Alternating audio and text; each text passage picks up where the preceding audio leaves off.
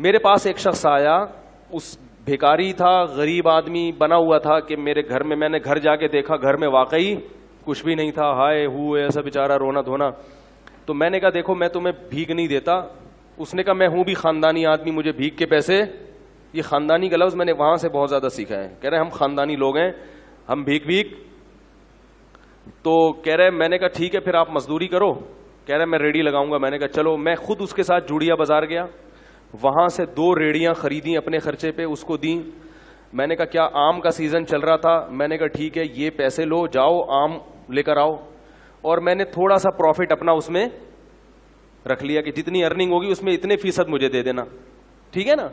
تو آپ نے وہ ارننگ لے کے وقف کر دیا. اپنا بزنس بھی کر سکتے ہو ایسے. تو میں تو آپ کو وقف بزنس تو آپ بہتر جانتے ہیں نا, میں تو آپ کو کہہ رہا ہوں فی سبیل اللہ اس طرح بھی رقم وقف کی جا سکتی ہے. تو بھائی 20% مجھے دے دینا, پھر ہم نے اس کی جو بھی شرائط آدمی کر لے کہ میں نے کیا کرنا ہے اس کا. تو جوڑیا بازار سے ہم نے اس کو 2 ریڑیاں دلائیں. اس کو ہم نے پھر آم اور کیلے اس کا اس نے بزنس شروع کیا. اس کو میں نے پہلے 20,000 روپے دیے, پھر 35,000 روپے. اس نے بزنس کیا, کمانا شروع کیا, 20% مجھے دیتا, 80% خود رکھتا اور ٹھیک ٹھاک پروفٹ ہونا شروع. پھر جی آیا کہ اب وہ میں اصل میں گودام لینا چاہ رہا ہوں تاکہ میں مال کیا اٹھاؤں, کاروبار تو بڑھتا ہے نا. پھر ہم نے کہا جی اچھی بات ہے. گودام بھی گھر کے قریب ہی کہیں دیکھ لیا. اس کا وہ گودام میں نے جا کے دیکھا بھی, چیک بھی کیا.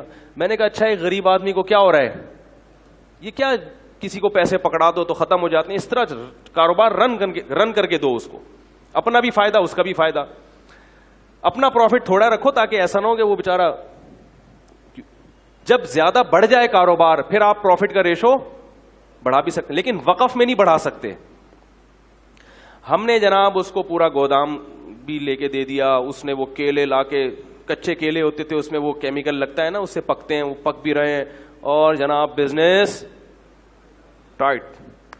اتنا پروفٹ مجھے شروع ہو گیا کہ اب ہم نے تمیز سے بات کرنا لوگوں سے چھوڑ دیا.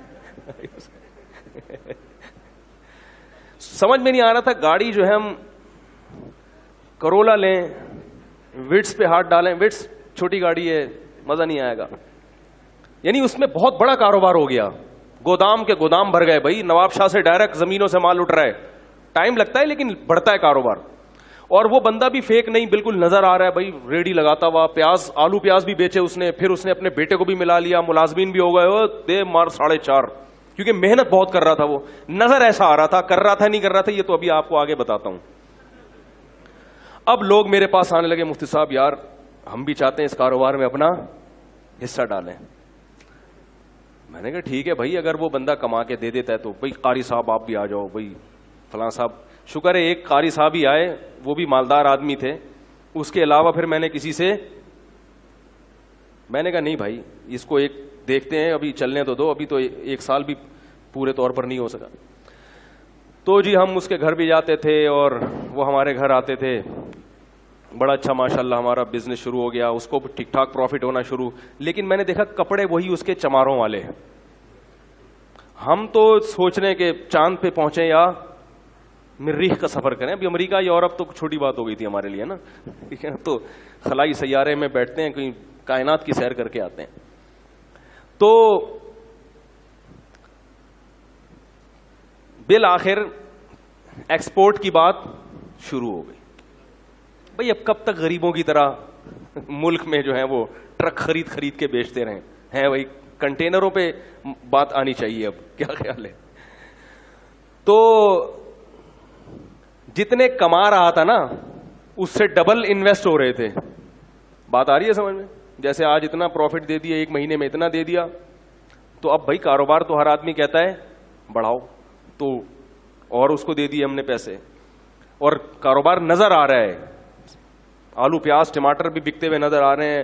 گودام سے منڈی بھی جا کے میں نے دیکھا, وہاں بھی باقاعدہ اس کی ایک شاپ ہے جہاں سے وہ سارا بزنس ہو رہا ہے. ایک دن وہ میرے پاس آیا, کہنے لگا کہ مولوی صاحب میں تو جا رہا ہوں سفر پہ 10-15 دن کے لیے, تو مال اتارنا ہے منڈی سے, اتنے پیسے مجھے چاہیے اور یہ پیسے کل ہی میں آپ کو ریٹرن کر دوں گا اور مجھے جناب پہنچنا ہے. تو میں نے دے دیے اس کو. میں نے کہا یار یہ میرے حج کے پیسے ہیں, کیوں حج کی درخواست میں دینے والا تھا, یہ لے کے کہیں ایسا نہ کہہ رہا یار مسلمان کسی کے حج کے پیسے کھائے گا. ہم نے ایسے ایسے حرام خور دنیا میں دیکھے ہیں کہ آپ کو ہم کیا بتائیں. اس کا بیٹا وہ بیمار بنا ہوا تھا, اس نے کہا یار حج, ہم نے کیا کلمہ نہیں پڑھتے, بیانات میں بھی بیٹھتا تھا وہ آ کے اور کہتا تھا ہم سید ہیں, اور کہتا تھا مفتی صاحب پیسہ پکڑانے سے پہلے یہ دیکھو کہ بندہ خاندانی ہے یا نہیں ہے. سمجھ رہے ہیں, یہ بڑی گنتیاں سیکھی ہوئی ہوتی ہیں, تبھی کسی کی چکنی چپڑی باتوں میں مت آؤ. تو ہم نے وہ اس کو دے دی, ہم نے کہا چلو کل منڈی میں مل ہی جائیں گے. اس بندے نے رات کو محلے والوں کو جتنی جیبیں نچوڑ سکتا تھا سب کی جیبیں نچوڑی. دکان سے جو جنرل اسٹور تھا اس سے 2-3 مہینے کا راشن اٹھایا. اس نے کہا پڑوسی یہ کل دے دے گا پیسے. کسی سے چلتے ہوئے کسی سے اگر امید تھی نا 50 روپے مل جائیں گے ادھار, تو اس سے 50 روپے بھی لیے, کسی سے 500 لیے, کسی کے 1 لاکھ, ہمارے تو لاکھوں روپے لیے ہوئے تھے. ہر آدمی سے جتنا نچوڑ سکتا تھا اس نے نچوڑا. اسٹیمپ پیپر پہ جو ہمارا ایگریمنٹ ہوا تھا وہ لکھا ہوا تھا اس کے انگوٹھے کے ساتھ, یعنی میرے تو اس سے جو پیسوں کا لین دین تھا ریٹرن بھی تھا نا سارا, انگوٹھا بھی, آئی ڈی کارڈ بھی, سب کچھ. اب جناب وہ انگوٹھا لے کے اب تک میں 10 سال سے بیٹھا ہوں.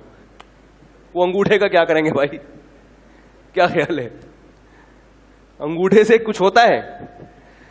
خیر جی, ہم اگلے دن جب پہنچے تو کوئی بندہ ہی نہیں تھا.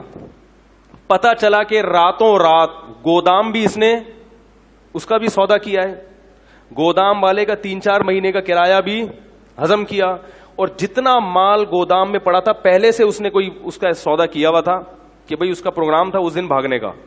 وہ راتوں رات اس نے سارا مال سستے داموں بیچا, وہ پیسے الگ, ہمارے پیسے الگ, جو ہمارا پروفٹ تھا وہ الگ, حج کے پیسے الگ. اور محلے والوں میں کسی سے 500 لے سکا, 50 لے سکا, 10 روپے مل سکے, جنرل اسٹور والے سے پیسے لے کے 12 سال ہو گئے میرے بھائی, 10 سال ہو گئے, صرف انگوٹھا ہے اس کا میرے پاس. 10 سال کے بعد میں نے کرنا سوچا کہ اس انگوٹھوں کو دیکھ کے کیا آدمی حسرت کرے, اس انگوٹھے کو بھی, کیونکہ کچھ بھی نہیں ہو سکتا, کچھ بھی نہیں ہو سکتا. کراچی اتنا بڑا ہے کہ وہ غائب. پھر پتا چلا کہ محترم کا بزنس ہی یہی ہے, یہ غریبوں والے کپڑے پہنتے ہیں, گھر میں کوئی بھی چیز نہیں رکھتے, کچھ ادھار غریب بچے لیے ہوئے ہیں اس نے رینٹ پہ, ٹھیک ہے نا, غریبوں سے 2-4 بچے ادھار لے کے رکھ دو بھائی, کوئی آئے گا تو منہ دکھانے کے کہ یہ میرے بچے ہیں. اس طرح کا پتہ نہیں ہو سکتا ہے اپنے ہی بچے ہوں, واللہ عالم. تو ان کا کئی سالوں سے یہی کاروبار. کیا ہوا کہ ہم نے اس کو تلاش کیا, نہیں ملا, غائب ہو گیا. ہم نے کہا چلو بھائی جو چیز قسمت میں نہیں تھی وہ. ایک دن ایک سبزی منڈی سے ایک پٹھان آیا باجوڑ کا, مجھ سے ملنے کے لیے, بڑا لمبا تڑنگا. کہنے لگا وہ بندہ تھا اس نے آپ کے پیسے لے کے بھاگا. میں نے کہا ہاں. کہہ رہے میں منڈی میں کئی سال سے کاروبار کر رہا ہوں, آج تک مجھے کسی نے چونا نہیں لگایا پوری. کہہ رہے میں اتنا ہوشیار آدمی ہوں کہ مجھے چونا لگانا آسان نہیں ہے. کہہ رہے کہ یہ آدمی مجھ سے کئی لاکھ روپے لے کے. میں نے کہا پھر کیا؟ کہہ رہے میں مفتی صاحب آپ کو یہ بتانے کے لیے آیا ہوں کہ اللہ کی قسم مجھے پیسہ نہیں چاہیے. کہہ رہے میں نے قسم اٹھائی ہے, میں نے بندوق خریدی ہے کہ یہ مجھے اگر مل گیا, اس کے سر میں اگر میں نے 7 گولیاں نہیں اتاری تو میری بیوی کو 7 طلاقیں. میں نے کہا کیا کر رہا ہے بھائی؟ کہہ رہے نہیں مجھے پیسوں کا غم نہیں ہے, پوری زندگی مجھے کسی نے چونا. تو میں نے کہا جب اتنے بڑے فنڈر کو چونا لگ گیا تو بھائی ہم تو اس فیلڈ کے ہیں ہی نہیں. تو اس نے بندوق, اس نے کہا کہ مجھے بس یہ بتاؤ ہے کہاں, مجھے پیسے نہیں چاہیے.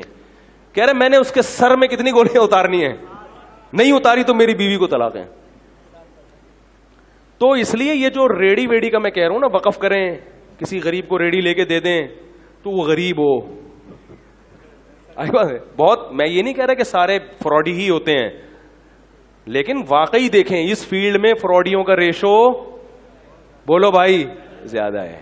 ویڈیو کے نیچے سبسکرائب کے بٹن پہ کلک کریں, بیل کے آئیکن پہ کلک کیجئے تاکہ ہر نئی ویڈیو کی نوٹیفیکیشن آپ کو مل جائے.